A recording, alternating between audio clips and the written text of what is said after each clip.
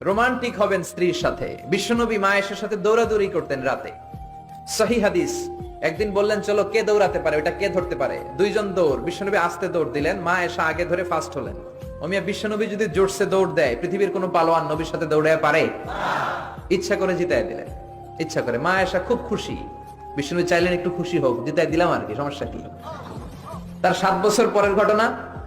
মা আয়েশা একটু মোটা হয়ে গেছে, আবার বললেন রাতে, আয়েশা চলো আজকেও দৌড় দৌড় খেলি, মদিনায় তো সবাই ঘুমায়। মা আয়েশা মহা খুশি, ভাবছে ওই দিনও হারাইছে, আজকেও হারাবে। বিশ্বনবী মনে মনে বলে আজকে নো চান্স, আজকে চান্স দিব না। তো চলো ওই পিলার ধরি, দুইজনে দৌড়। বিশ্বনবী চান্স দেয় নাই। সাহাবারা বলতেন বিশ্বনবী যদি ঘোড়া হাঁকাতেন, জোরে ঘোড়া হাঁকালে 1-2 মিনিটের ব্যবধানে সাহাবারা বলতেন আমাদের ঘোড়াগুলো পিছনে থাকতো, সামনে দেখতাম আমরা শুধু ধোঁয়া আর ধোঁয়া। বিশ্বনবী ওনার ঘোড়া নিয়ে যে কয় মাইল সামনে চলে গেছে আমরা নিজেরাও জানি না।